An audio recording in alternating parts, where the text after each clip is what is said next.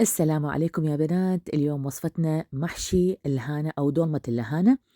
ما عندك مكونات الدولمة سهلة جدا. إذا عندك بس لهانة تقدرين تسوين هاي الدولمة الطيبة اللي تخبل بالشتاء. متوفرة اللهانة هواية، الطعم يخبل، لاجعة وحامضة، وحتشوفين النتيجة حتبهرك. تعالوا ويانا نقول بسم الله ونبدي مكونات هاي الدولمة الطيبة اللي تخبل. طبعا المكون الأساسي اللي عندنا هو اللهانة.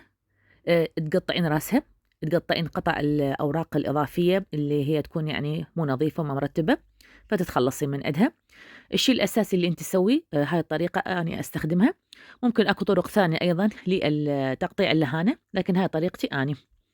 هنا تسوين تجويف حتى تستخرجين اللب مال اللهانة، لأن بهالطريقة من حنخليها بالمي الحار حيقدر المي الحار إنه يتغلغل إلى باقي كل الأوراق حتى تصير لينة. فهاي الطريقة كلش سهلة. فقط سويت نهاية التجويف. تحرصين انه يكون التجويف عميق نوعا ما. نظفناه كله. نجي هنا نستخدم ايضا جدر مي كبير نوعا ما، نحط بيه مي حار نخليه يغلي. تحطين كمية من الكمون، لأن هاي الكمون ضروري. بعض الناس يكون عندهم تحسس من اللهانة والقولون يتحسس. نضيف المي الحار بهالشكل هذا ونخليه ببطن هذا التجويف. تخلي اللهانة إلى أن تستوي، تراقبيها كل فترة تجين عليها، يعني احتمال تاخذ 5 دقائق، احتمال دقيقتين، احتمال 10 دقائق، حسب نوع اللهانة المتوفرة عندك. فلذلك تبقيها إلى أن تشوفيها بهالشكل تصير قدامك الورقة تايخة ولينة، بحيث عندما تلفيها يعني من تجين تلفيها تكون شغلة سهلة جدا عليك. مكونات هنا الحشوة: تمن عندي 3 أكواب، لحم، طماطة، بصل، دبس الرمان، لمندوزي ومعجون طماطة، والبهارات اللي هي كمون وفلفل أسود ونعناع وبابريكا وملح. هنا نجي نحمس المكونات اللي هي البصل مع الثوم. طبعا كمية البصل تكون كبيرة بهاي الوصفة. ليش؟ لأن تعطي طعم كلش طيب، يعني حاولي قد ما يكون البصل هواية أحسن. هنا حمسنا البصل مع الثوم. ضفنا طبعا كمية من الزيت إضافية إذا تحتاجين، هاي حسب التقلامات عادي. وبعدين نضيف اللحم مالتنا اللي هو عبارة عن ربع كيلو. حبيتي تحطين لحم، حبيتي ما ردتي تخلين اللحم ما موجود، استخدم الماجي مكانها عادي كلش. وإذا ما تحطين ماجي فقط بهاي المكونات أيضا تطلع كلش طيبة. أنا هنا استخدمت فقط ربع كيلو لحم لكمية 3 قلاصات من التمن، يعني كمية الحشوة 3 قلاصات تمن وربع كيلو من اللحم. نحمس هنا اللحم، طبعا كان جامد عادي تحمسيه.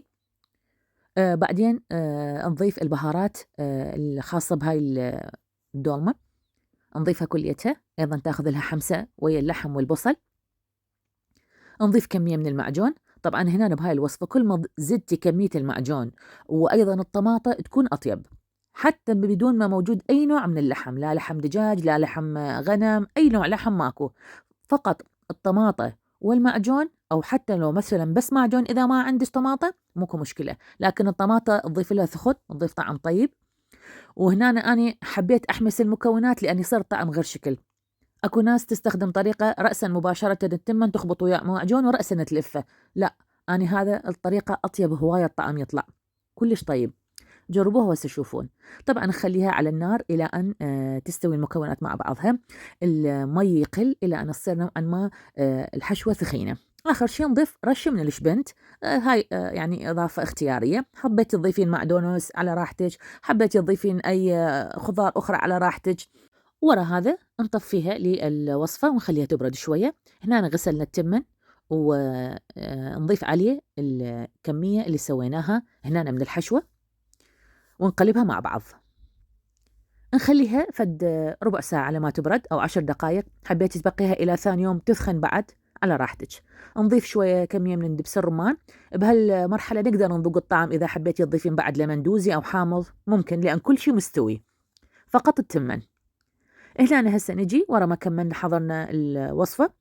هنا صار لين الهانة، الأوراق اللهانة. تجين تقطعيها الجزء هذا الخشن الشيلي، الأجزاء المقطعة تشيليها تخليها على صفحة، تخليها قاعدة للدولمة هاي، وتلفيها بهالشكل هذا الشكل تلفين بيها كلش سهلة. الأجزاء كلها الزايدة ممكن تشيليها تستخدميها، تريدين ترشي كيفك، تريدين تشيليها تخليها قاعدة أيضا على راحتك. هنا تقطعيها حسب انتي ما شلون تريديها، تريدينها القطع كبار مال دولمة، تريديها القطع صغيرة، تصير لينة وبإيدك تتقطع بكل سهولة. سويتيها بهالشكل هذا، نشيل القطعة الكبيرة وأيضا نقصها على راحتنا بهالشكل هذا. هنا نحضر الجدر مالتنا اللي حنخلي بيه دولمتنا مال لهانة.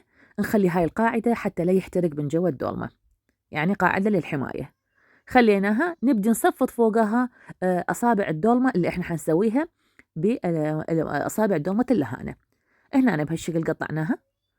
نضيف الحشوة بالنص، لكن حاولي لا تصير بالأطراف حتى لا تطلع من عندها، فقط بالنص، وخلي الكمية مو كبيرة، خليها وسط بهالشكل هذا. وها هي طريقتها جدا سهلة، وأيضا التغيير طعم مختلف. ما كان بيج حيل تسوقين تجيبين مكونات الدولمة، هاي عندك بس لهانة. صفطناها بهالشكل هذا، مرحلة أولى، الطبقة الأولى، ونكمل الطبقة الثانية أيضا. هنا ورا ما كملنا كل الجدرية حطينا بها كل كمية الدولمة الأدنى، كمية من المي، نضيف بها خاشوقة من المعجون أو خاشوقتين وشوية من الملح، ونضيفها فوق الدولمة اللي عندنا. حبيتي تضيفي الحامض أيضا، هاي على ذوقك. هنا نضيف كمية من الزيت بسيطة، ونخلي صحن على مود الدولمة ما تتفتح وتبقى متماسكة. ضفنا كمية السائل اللي عندنا مال المعجون، وبهاي المرحلة نخلي الجدر على نار عالية لمدة ربع ساعة. ورا ما يبدي يفور نذوقه حتى نشوف شو نضيف. تحبين حامض بعد تضيفين ملوحة بعد. ورا الربع ساعة تنصيها تخليها على نار وسط لمدة ساعة كاملة، إلى أن ينشف المي تماما ويصير بهالشكل هذا. قلبنا الدولمة مالتنا، صارت كلش مستوية، كلش ذايبة، لاجعة أيضا، حامضة، الطعم جدا طيب. تضيفين الإضافات اللي تحبيها. هنا البقية مال الجدر اللي حطيناها بالشعبية على مود تحمي الدولمة من الحرق أو اللجع. هنا نشيل القطع الزايدة، تضيفين معدنوس، وتضيفين أيضا قطع من الرمان، تضيفين تزيين شرائح ليمون، وألف عافية إليك ولعائلتك. جربوها إن شاء الله تعجبكم، وشكرا لكم حبايب.